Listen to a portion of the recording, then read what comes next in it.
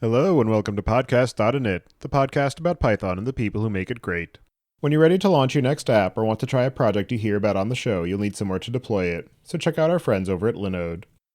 With their managed Kubernetes platform, it's easy to get started with the next generation of deployment and scaling, powered by the battle-tested Linode platform, including simple pricing, node balancers, 40 gigabit networking, and dedicated CPU and GPU instances.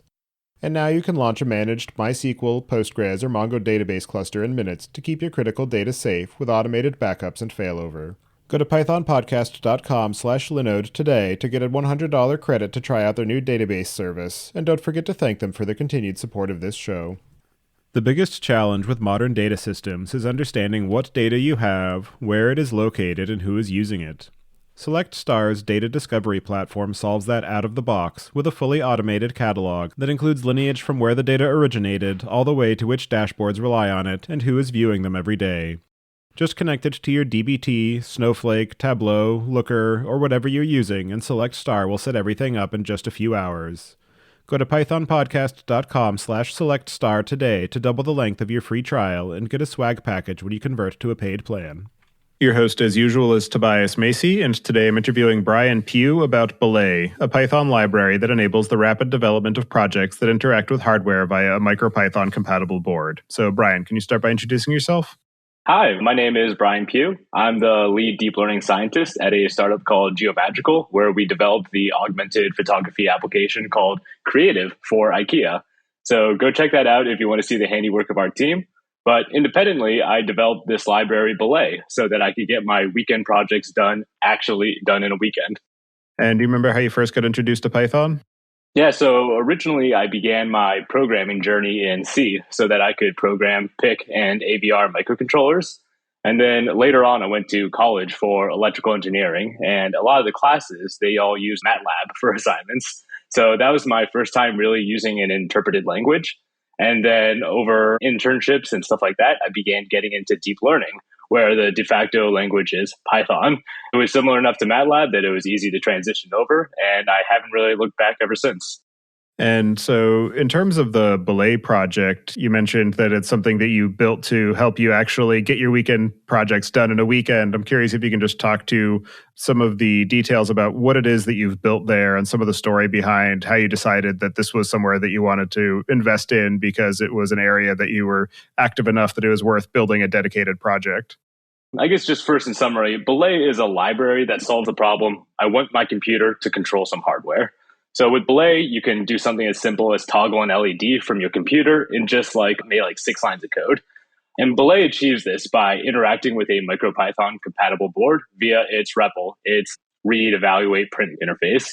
So it uses this to evaluate commands as well as to sync code between your computer and the device. So Belay really just blends the boundary between your computer application and the firmware running on device.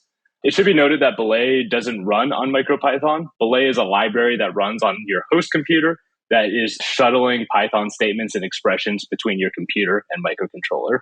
There's no explicit upload this firmware to your microcontroller step for the user to perform. It just works out of the box with MicroPython or CircuitPython. Source code is just transferred as needed.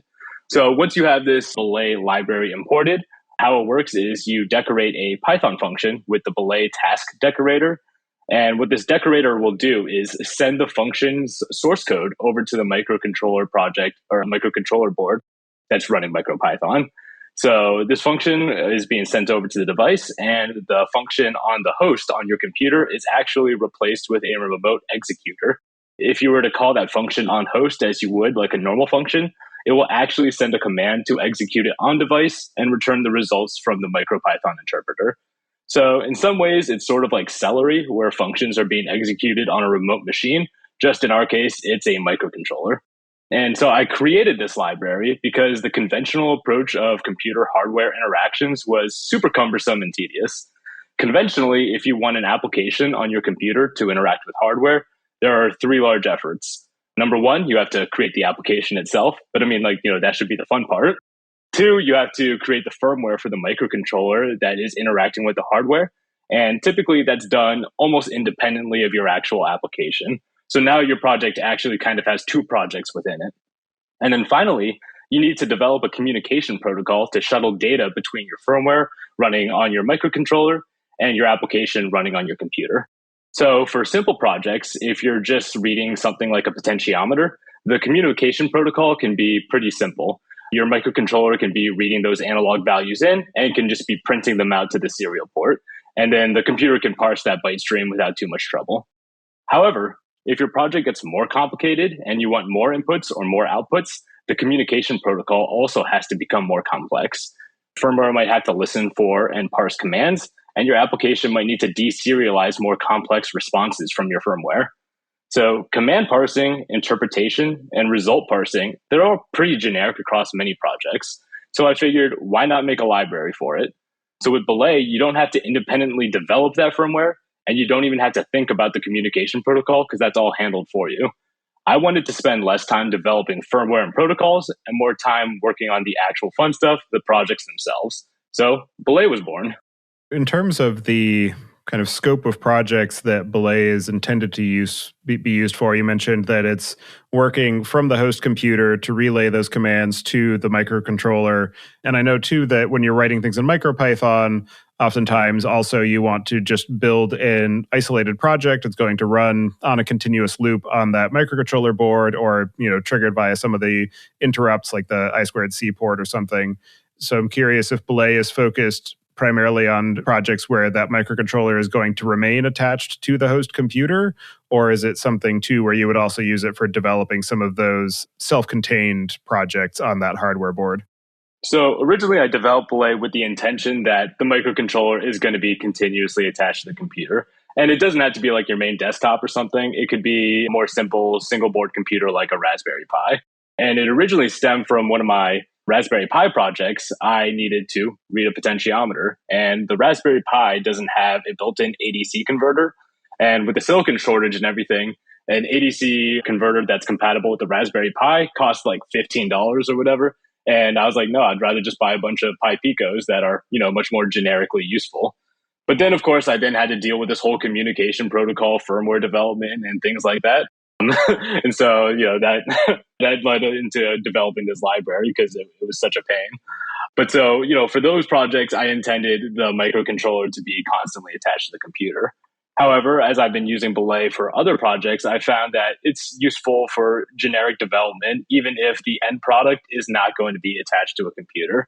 And that's because, you have Belay handling all these hardware interactions, but hardware interactions are typically only part of the whole software you're developing. There's a lot of other logic going around too. So if you can move a lot of that development over to your computer instead of running it on MicroPython, you can use a lot better debugging tools that normal Python gives you, like PDB or whatever IDE you're using. So it can be used both for a full project and also just in the development of a project. As far as the, target audience for Belay, obviously the primary audience is yourself. And as you decided to release it as an open source project, curious what were some of the, conceptual cleanup that you wanted to do to make it more broadly understandable, and sort of who you had in mind for who you thought might come along and pick up Belay and start using it for their own projects? This is not my first project that has had to communicate with a microcontroller. And whenever you're just working on a quick project, it's typically going to be hacky and dirty, and just whatever you can do to make it work, you make it work, and then so you can move on. I decided, I was like, this is a reoccurring problem. I want to get it done right. I want to get it done cleanly. I want it to be well documented. I wanted to solve it once so that I never have to worry about it again. That's whenever, you start do a little bit more software engineering rather than just hacking stuff together. So originally I came up with an interface that I would like to develop with. And then I figured out how can I make this interface actually happen. And then I fleshed out the code to, make it work that way.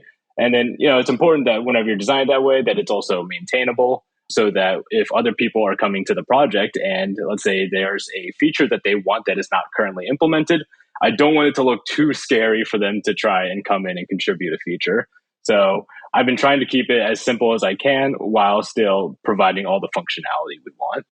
In terms of the typical, workflow of building a project for a microcontroller board. I'm wondering if you can talk to some of the common points of friction that you run into that slow you down and make your weekend projects span multiple weekends. Yeah, so embedded project development in general is like if you've never done it and then you move into it, it's really quite unpleasant compared to traditional software development that just runs on a normal computer. There's a bunch of issues, but I'd say some that I'd like to highlight that, Belay does solve, or at least, is tangential. One of the first big problems is that you have to get your environment set up. Now, if you're only using one microcontroller from one manufacturer, this is a kind of a one and done and it's not too big of an issue. But if you're, switching around microcontrollers, switching around manufacturers, it becomes quite tedious because for each manufacturer, for each microcontroller, especially if you're programming in C, you'll have to download the microcontroller manufacturer's toolchain or IDE to, compile and flash your code to your device. And often these tools have a lot of unique quirks and features to those specific chips or manufacturers. Typically, several years, like decades of technical debt that, they're like, this is just the way it is. So it takes a lot of time to become familiar with all those features and tools and the way it's done in that framework. And so that slows down development a lot because, even if you know C, you're in a whole other land now. So that's one issue with embedded development. Another one, and this is probably the most critical one, is the available debugging tools, especially for hobbyists. So, hobbyists typically have really inexpensive boards and they don't want to buy expensive tools. I want to buy that $5 clone like off Amazon or eBay or whatever. And if you don't have the proper hardware or software support, even simple things like breakpoints can be very difficult or impossible to set up. So inspecting program state can become quite hard. And this frequently reduces the programmer to doing things like just print debugging, which is never efficient. And so if you think print debugging is not efficient, the biggest issue is the long iteration cycles. So this is the time between making a change in your code to it executing on device. So for conventional C programming, this delay could be upwards of a minute. This is your code compiling and then the code being slowly transferred over some serial port. During that time, you get bored or distracted, you're browsing Reddit or whatever. And then sometimes by the time your code is actually running, you forget the changes that you've already made. So now you don't even remember what you're trying to debug. So for MicroPython development, if you're using an IDE like Thonny, this is less of an issue because whenever you save, it automatically syncs. So the delay is just a few seconds. If you try to develop MicroPython from the command line, it can quickly become tedious though, because you have a single serial port communicating with your microcontroller. And so you're using that serial port for both sending code over as well as the standard out, that you're trying to get all your print debugging back from. So you have to be constantly switching back and forth. And, that's just kind of annoying. CircuitPython does alleviate some of these issues by allowing you to directly edit code on device. CircuitPython mounts its file system as a USB drive to your computer so you can directly edit your Python scripts. But the resulting project isn't exactly Git friendly since you're editing all these files on another system. And then if your file system gets corrupt, then you're kind of just screwed. So in my opinion, it's not an excellent experience either. So in terms of the pain points that you mentioned there, I'm curious how many of them you actually aimed to resolve with Belay and some of the ways that you went about kind of building nicer interfaces or more convenient iteration loops into your development workflow through this library. Right. So the primary goal was just to simplify the interactions between the computer and the microcontroller. But, while developing that, I inherently developed what I think is a better experience to develop with. And that's, defining these short terse functions that are doing the actual hardware interactions. There's typically not too much to debug with that in MicroPython because a lot of libraries like, from Adafruit or whatever, they do a lot of the heavy lifting for you. And so you only have to have like 3 lines of code. There's not much to debug. And then that moves the rest of the logic that is your custom. What do I do with these inputs? What do I do with these outputs? It moves it back onto your computer instead of on the MicroPython interpreter. So if it's on the computer, it's so much easier to debug because you can just set a breakpoint and you can inspect the state, you can inspect the values. You have much better visualization tools. Like if you wanted to plot a bunch of values, you have matplotlib available to you. That would certainly not be available on MicroPython. The other interesting element is discussing kind of what are the pieces of developing for hardware that are just inherent to the problem space. You're never going to solve it, and you decided not to even bother trying to address them in Belay, and maybe some of the ways that you modified your own kind of development workflow or the way that you structure your maybe function definitions or sort of code workflow to be able to make it more accommodating to the hardware constraints themselves. Right. So, whenever you're developing in Belay, you naturally try and make your tasks, your functions that interact with the hardware as short as possible. And, so not everyone does this, but it's actually going to end up enforcing good practice because it abstracts away the hardware interactions from the rest of your logic inherently, which just makes your code in general more maintainable and easier to debug. So even though Belay is sort of like, if you don't use it in your final product, it encourages better code structure just for the maintainability of your project. So in terms of the actual implementation of the Belay library, I'm wondering if you can talk to some of the maybe built-in Python capabilities that you leaned on, some of the ways that you had to design around some of the specifics of MicroPython and the constraints of the hardware that you're dealing with, and maybe some of MicroPython's lack of inclusion of different standard library modules. On the computer side, Belay is built on top of an interface called PyBoard from the MicroPython repository. I believe it was primarily developed by Damian George and Paul Sokolowski. And what this utility is basically an adapter that makes it much easier for a Python program to interact with the MicroPython REPL. Because if you ever use the MicroPython REPL or any Python REPL in general, there's like a lot of characters on the screen. Like, you might have the three, greater than symbols at the beginning of the prompt to tell you to type in. And then also there might be elements that you don't even think of. Like whenever you're typing characters into a REPL, it's echoing the characters back. So what this package does is sort of just abstracts all that away. It takes care of all the things. It knows how to send commands over. It knows how to get the byte stream back to you. So this was all based off of the work that they already did. And with that, you might think that the problem is already solved. And in many ways it is. But PyBoard adapter did make developing Belay significantly easier because it handled all of the low-level communication logic. What Belay brings to the table is it adds a ton of syntactic sugar to it, abstraction, and a few features that make the common use case, or what I believe is the common use case, to be much simpler. So if you were just to use this PyBoard module, this PyBoard, script, whatever you want to call it, there are several extra steps that you need to perform to get the similar functionality as Belay. So you can just think of this as you can send a string command over and you get a byte stream back. So if we want to send source code over of some function that you want to run on device, you have to first, package it up into a string, send it over. If you want to improve the efficiency of the transfer, you should probably minify that Python code before you're sending it over. That's like doing things like removing unnecessary white space, comments, doc strings, stuff like that. And then to actually invoke the function on device, now that all that source code is on device, you would need to parse together a Python expression calling that function with the arguments you want. So that can be a bit tedious, a bit error prone. Belay also handles that. We can get into that in a little bit. So you have this command that will execute the function on device, but now you want to get the results back. So before you actually send it over that source code, you have to modify it a little bit because returning the value from the function isn't quite doing what we want. We actually want to serialize that result and send it over standard out so that our computer gets the result. So you have to do a bit of serialization and printing to standard out. And then finally, your computer has to parse that serialized byte stream back into an appropriate Python data type, whether it be like a list, a tuple, an integer, whatever it might be, exactly what the developer would expect and hope to get back, the useful representation. So these are the challenges that Belay has to tackle. So I guess like if we start from the top, the sending over the source code. So we do this with one of two methods. We have a classical sync method that will sync, full files over to the MicroPython file system. And it does a few smart things, like it'll check hashes of local files on the MicroPython system to make sure that if a file has changed, we can sync it over. If it hasn't changed, we don't need to waste the bandwidth sending over the same files. But then the more useful one is decorating functions in your Python script with this task decorator.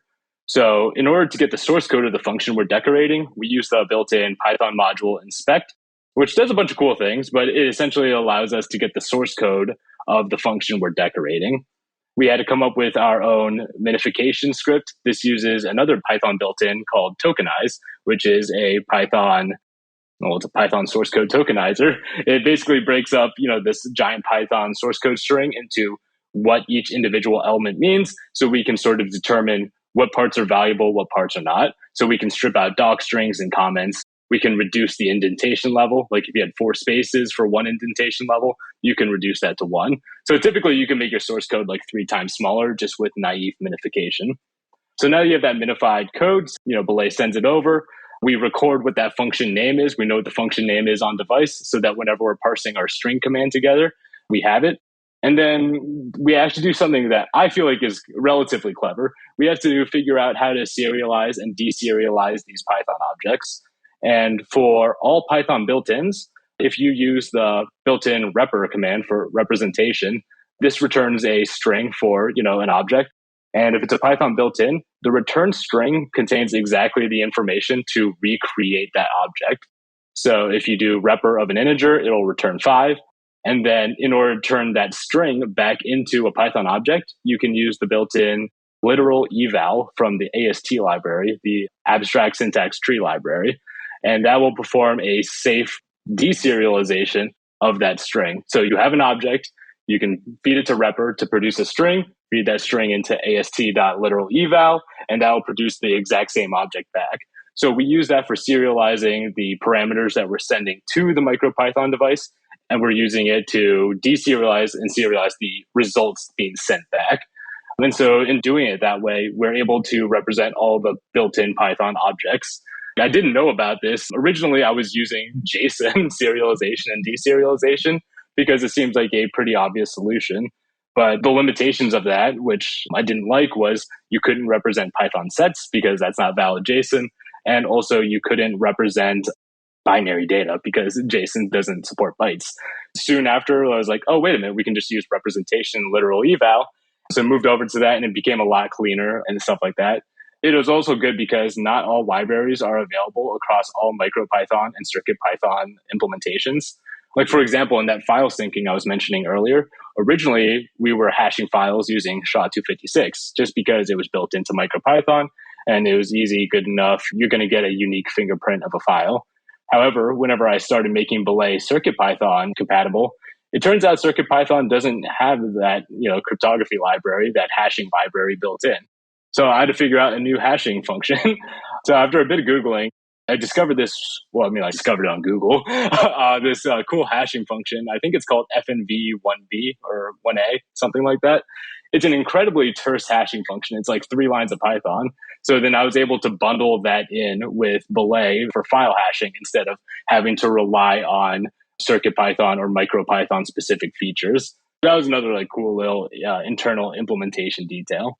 But yeah, so between all this, it's a lot of syntactical sugar. We're taking this source code, we're minifying it, sending it over, we're automatically parsing the commands for you, we're automatically serializing and deserializing the parameters and results, and we're sending that back to you. So it's all done seamlessly.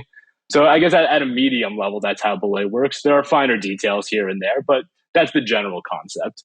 As far as the, workflow of using Belay, you mentioned that it's largely add a decorator to a Python function. It will handle sending that back and forth to the MicroPython board. I'm curious what you are using as sort of the kind of triggering to, as somebody's going through the development process. Is it just, I just need to run Python my file name?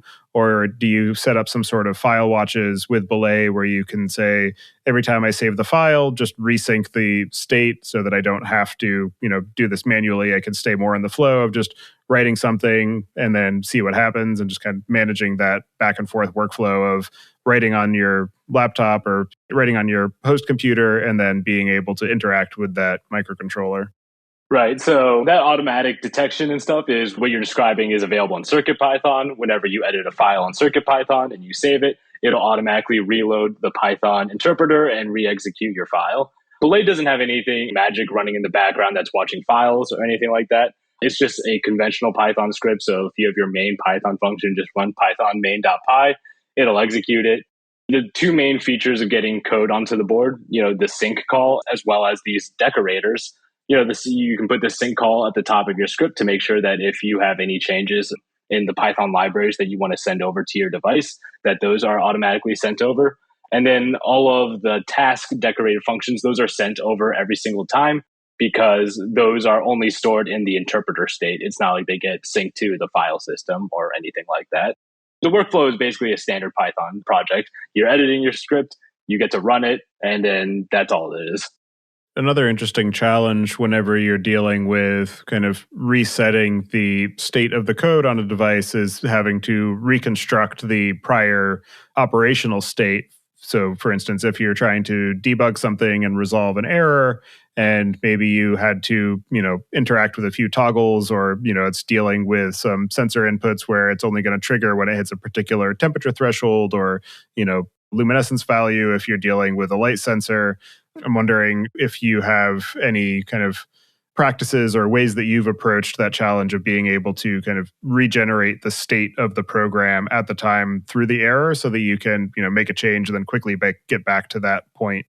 So if we make the assumption that the issue lies in your own code and not in some third party's code, so Belay allows that to happen quite easily. So, if you have an uncaught exception, if you run postmortem debugging on your code and only hardware interactions are in the Belay tasks, then the whole weird state that your hardware stuff generated, that should still be in your Python interpreter state on your computer. And so you can, of course, save that state to a pickle file or whatever for future debugging, so that whenever you're trying to debug what the actual issue is, you don't need to do all your hardware interactions again. You already have the important state in your interpreter and saved to a file, so you can reproduce it over and over again. Without that, you would just look and be like, something weird happened, and I have no idea if we can ever reproduce that again. By, abstracting, once again, the hardware from the actual logic, it makes it much, much easier. Yeah, it's definitely very useful. And the point of being able to kind of pickle the operational state and use that as a test case for debugging is interesting. And I'm wondering from that, what you have kind of started as your own practice of managing, kind of building up a test suite if you're iterating on a particular hardware device and, doing a long running project, kind of building up a library of some of those saved error states and then building up a set of unit tests around that given project so that you can, make changes and understand, am I introducing a regression that's bringing me back to this problem, or some of those kind of testing and debugging over a longer period of time. Unit testing is a good point. Unit testing on embedded projects is always a bit difficult. It's quite easy to add in unit tests to the business logic, if you will, once it's isolated from your hardware, because that just runs anywhere. It's not actually specific to the hardware it's running on. And this is actually a big struggle with Belay because the entire library is centered around interacting with hardware so that you don't have to worry about it. And so writing unit tests for Belay is very hard. For some of the stuff, it's quite easy, like minification and stuff that doesn't interact with the serial port with the boards and all that. But actual unit testing of the functions is difficult. You can't really just have a GitHub action that, is like, just make sure you have a PyPico attached and run these commands and it'll be fine. So actually, if anyone knows how to set up better CI for hardware projects, I'm all ears. I would love to hear about that. And then, pickling your current state so that triggers a bug is always great because you don't necessarily want to use that exact pickle file in a unit test because that's kind of opaque. However, you can typically find out what was the exact edge case that caused this to trigger. And so then you can create that simplified unit test that triggers that exact use case, not only just to prove that you've solved it, but then also you don't make the same mistake in the future. In terms of some of the weekend projects that you're using Belay for, I'm wondering if you can share some of the types of projects and some of the ways that Belay has helped you with some of that development cycle and how it maybe changes the way that you think about the design of your programs because of the fact that you do have these faster and more seamless iteration cycles. Whenever I have an idea for a project, I'm much more likely to actually do the project now. Previously, I would be like, I really don't want to deal with the serial port. I really don't want to deal with all of this new line parsing and what happens if it disconnects and all these other edge cases. So now that I have this library that abstracts all that way, I'm much more likely to actually do projects. Belay is quite young. It's only about a month and a half old since I made it public. So I've only used it really for 2 projects so far. One is a personal project I haven't released yet, but it was simply just used to read a potentiometer from a Pi Pico. That made it a lot simpler because tangent, whenever you're uploading projects with Belay, you feel a lot more confident because no matter what, the firmware, the quote unquote firmware, the code that's running on the device will always be up to date with the code that's running on your host. So previously you'd be like, oh, I need to reflash the firmware that's running on the microcontroller and make sure that it's up to date because otherwise I made these backwards incompatible changes in my core application. You literally don't have to worry about any of that since the code is automatically updated every single time you run the program. So you're much more likely to make changes, and then you don't have to be as mindful to make them backwards compatible because you know the code running on the microcontroller is always up to date. So one of them was just, read a potentiometer. That's actually for a little project where I have this old school radio that I have a bunch of media player instances running all at the same time. And I have a tuning knob that changes the volume to all these different quote unquote radio stations. So I have like a potentiometer hooked up to that running Belay to send the analog values over to a Raspberry Pi that's playing a bunch of audio. Another project that I released, maybe I think it was like 2 weeks ago, is a magnetometer or Gauss meter command line project. So this is also on my GitHub, but basically it's a pip installable package that has all the firmware bundled in with Belay, and it can hook up to a bunch of I2C magnetometer chips. A lot of them are available like on Adafruit. I used their drivers, and it just takes all of the magnetic field values, prints them to the command line, and also plots a nice graph in them and stuff like that. And that's because in an upcoming project, I'm using a bunch of magnets for stuff because, magnets are always cool. And I needed to get some readings to make sure that my magnets are working, that the fields are doing what I expect they are. And I wanted to do it on the cheap. If you go on Amazon, a Gauss meter is typically like $100 to $500, while an I2C chip that does basically the same thing is like $10. So I was like, hey, this is a great chance to use my library and then also get a really cheap tool. But yeah, and so it's very cool because with most microcontroller projects, typically in the setup phase, you're like, all right, download this firmware, download this toolchain, compile it, flash it, make sure it's all up to date. There's a lot of steps. But with this, so long as your board is just running CircuitPython, you just run the command and the firmware is automatically uploaded and everything's already figured out. So you could have some whole other project running on your device, and then you just run my magnetometer project, and now different code is automatically running on it. So you don't even have to think about the hardware at all. It's all bundled together. And so I think that's a pretty cool use case of Belay. And to that point of you don't have to care about what program was running on it before, that also brings up the interesting point of if you have multiple potential use cases for the same hardware device where maybe it's something like one of the Adafruit circuit playgrounds or something where it has multiple different sensors and interfaces on it. And so depending on, what you're doing as part of your general activity, you want to run different programs on it. In the case of the standard way of having to load the projects in, maybe it's cumbersome and you say, I don't really want to deal with that. But if you have something like Belay where you just say, I just trigger this and then it's doing the thing that I want it to do, that makes it a little easier to kind of make those boards multi-purpose or just kind of like repurpose them from previous projects that you're working on. I'm wondering how maybe some of the ways that you've incorporated that into your kind of project flow, where maybe in the morning you want to, use it to measure the temperature of your coffee and make sure it's the right temperature. And then in the evening, you want to use it to, figure out what is the temperature outside to see if you need to throw out a sweatshirt before you go walk the dog or something.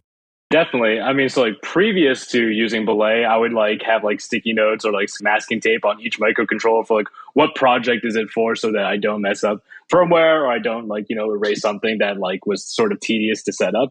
But now on my desk, I just have a bunch of Pi Pico boards just sitting around. It doesn't matter which one is which. I just pick up one and then run over to my other project.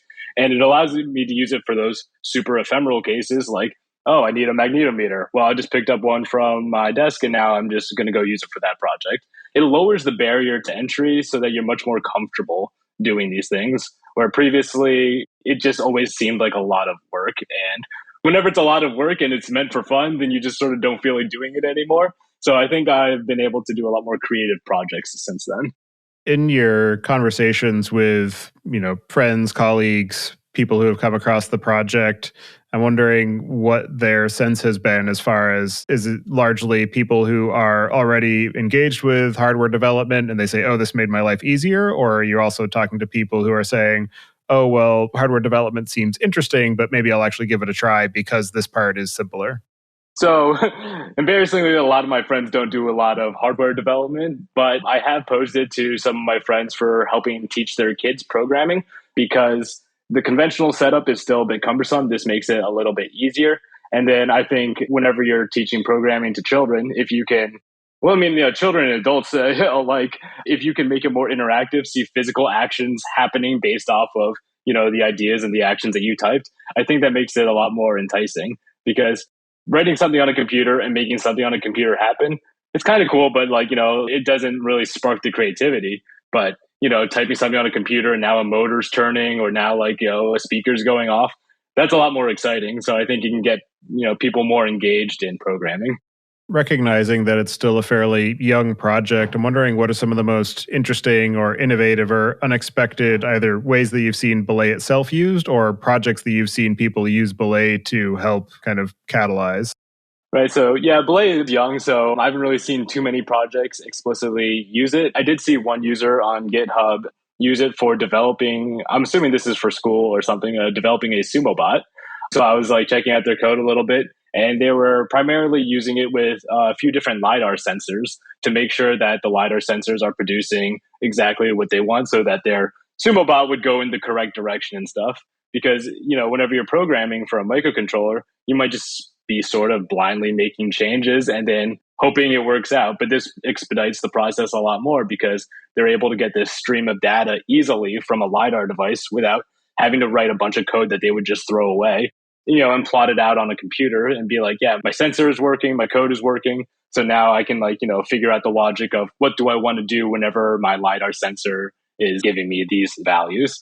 So I thought that was a pretty cool use case of it. Definitely on the end of Belay is not going to be in the final product, but it's being used as a helpful way of getting your project started.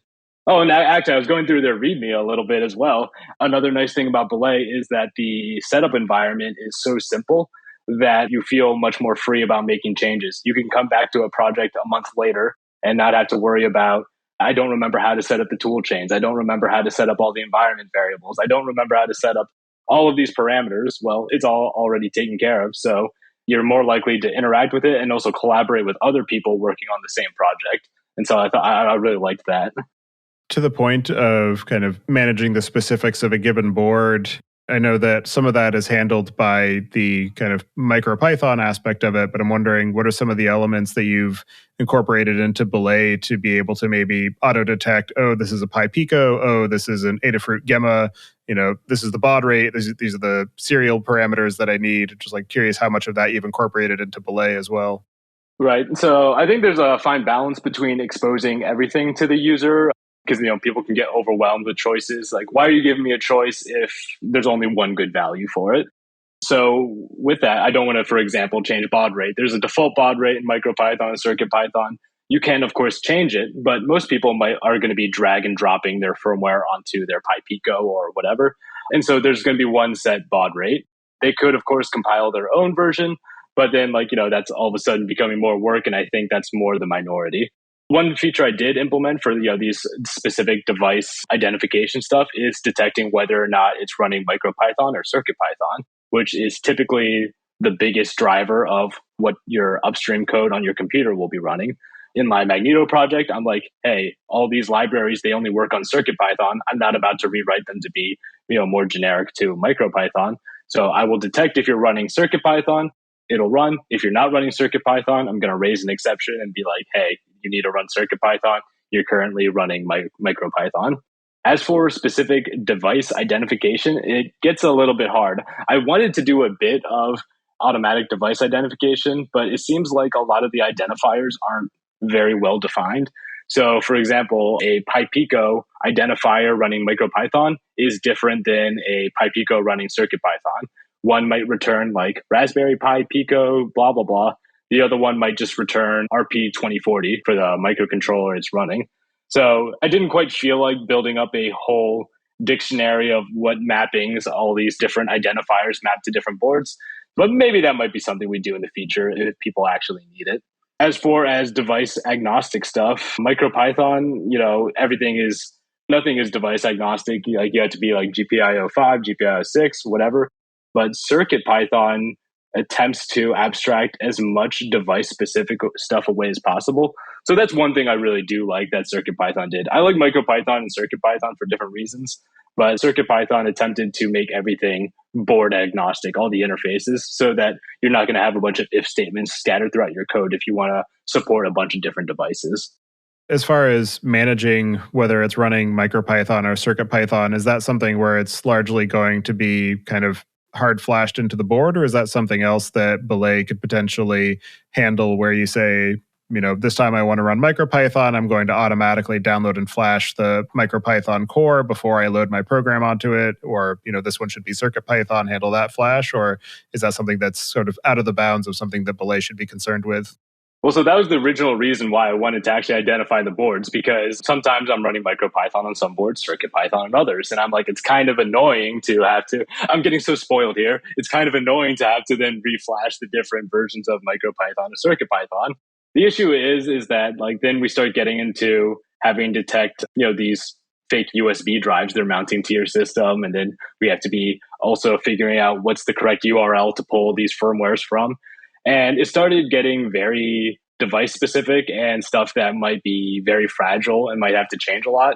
Like, what if the URL changes, or what if it mounts to a slightly different name?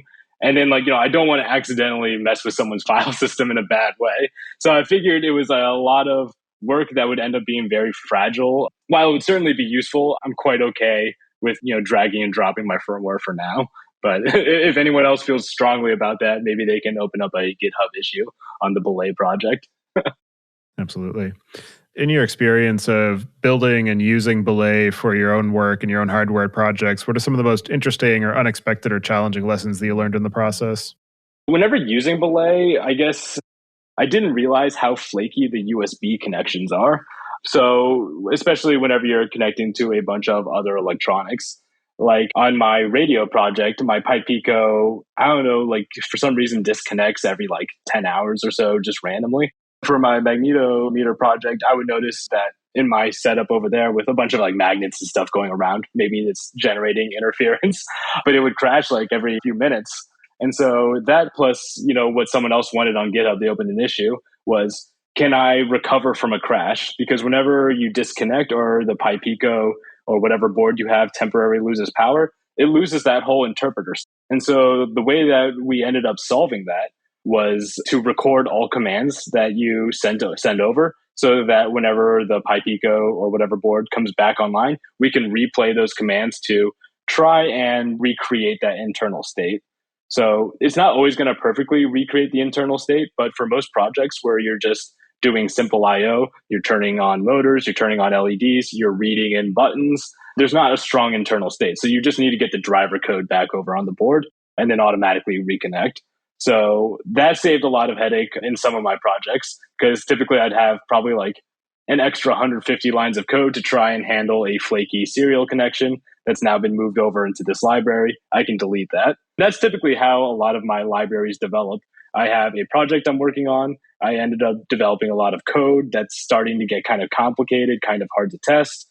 Move it over into a library where it's in a much better architectural state so I can test it and be confident in it.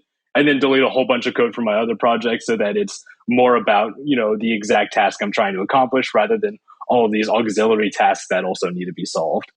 For people who are interested in kind of embarking on their own hardware projects, what are the cases where Belay is the wrong choice or it's not going to solve the problems that they're running into? Belay is the right choice for rapid prototyping and for non-performance heavy projects. Belay is the wrong choice if you need to squeeze out every last bit of your resources, whether that be your serial connection or the processing power on your microcontroller or memory usage, because it inherently runs on MicroPython, and MicroPython is inherently going to be interpreted much slower than the native running code that's been programmed in C or maybe even Rust that's on the device. It's going to be 1 to 2 orders of magnitude slower. But for a lot of projects, you don't really care you're 1 to 2 orders of magnitude slower. I mean, the Pipe Pico is running at 100 33 megahertz, something like that. I don't know, it's over 100 megahertz. While a lot of people's projects would work perfectly fine on like an 8 megahertz ancient AVR microcontroller from like 20 years ago. So for many things, I would trade off a lot of hard software development for easy, maintainable software development with still acceptable performance. But like if you're trying to quickly interact with stuff, actually, even quickly interacting with stuff, if you're using the PIO on the Raspberry Pi Pico, you might still be in good shape. But if you're trying to squeeze out all that CPU power, if you are pushing your serial connection to the limit, like if you need to transfer a bunch of binary data in between your computer and your microcontroller, Belay is probably not going to cut it, simply due to the naive serialization we're doing with that repr literal eval combo. It's probably going to be 3 times less efficient for sending binary data than you could if you had a custom bespoke protocol that you made for your specific project. So for those people, I would say Belay is not for you. It might be good for prototyping your initial idea, but then if you start getting bottlenecked, you'll probably have to move into your own custom, more complicated solutions. As you continue to use Belay and tinker with some of these projects, what are some of the things you have planned for the near to medium term? Near medium term, I always wanted to build like a robot arm and stuff. And with those things, a lot of the processing is going to be done on the computer. But I never wanted to do all of the protocol and firmware development. I always felt like that would just be like kind of difficult. But I always wanted to build a robot arm. I've got my 3D printer. It's all about just like, building up the courage to actually start that. And then also, have it sit on your desk for like several months. So that might be one thing I have in the near future. Are there any other aspects of the work that you're doing on Belay or your overall experiences or suggestions for building hardware projects or prototyping hardware projects that we didn't discuss yet that you'd like to cover before we close out the show? No, but if you like the library Belay, just please also check out some of my other projects on GitHub. Some of them are hardware projects like this. Some of them are generic Python libraries for other tasks. Some of it's deep learning. There's a little bit of everything on my GitHub repo. So, check it out if you like stuff like this. All right. Well, for anybody who wants to get in touch with you and follow along with the work that you're doing, I'll have you add your preferred contact information to the show notes. And with that, I'll move us into the picks. This week, I'm going to choose the Gunnar brand computer glasses. I had been using some of the kind of cheaper ones for a while, just some of the blue light blocking glasses since I spend all day on the computer. Recently decided to kind of level up into a nicer pair because my last couple of pairs broke. So the Gunnar ones have been great, comfortable. So definitely recommend those for somebody who spends a lot of time in front of screens. So with that, I'll pass it to you, Brian. Do you have any picks this week? No, I'd say that's it for me. Thank you so much for having me on the show. All right. Well, thank you again for taking the time today to join me and for the work that you're doing on the Belay project. Definitely very interesting library. Great to see people investing in kind of reducing some of the points of friction involved in hardware projects, because definitely seeing a lot of kind of renewed interest in building for more constrained devices. So appreciate the time and energy you've put into that, and I hope you enjoy the rest of your day. All right. Thank you. Thank you for listening. Don't forget to check out our other shows, the Data Engineering Podcast, which covers the latest on modern data management, and the Machine Learning Podcast, which helps you go from idea to production with machine learning. Visit the site at pythonpodcast.com to subscribe to the show, sign up for the mailing list, and read the show notes. And if you learned something or tried out a project from the show, then tell us about it. Email hosts@pythonpodcast.com with your story. And to help other people find the show, please leave a review on Apple Podcasts and tell your friends and coworkers.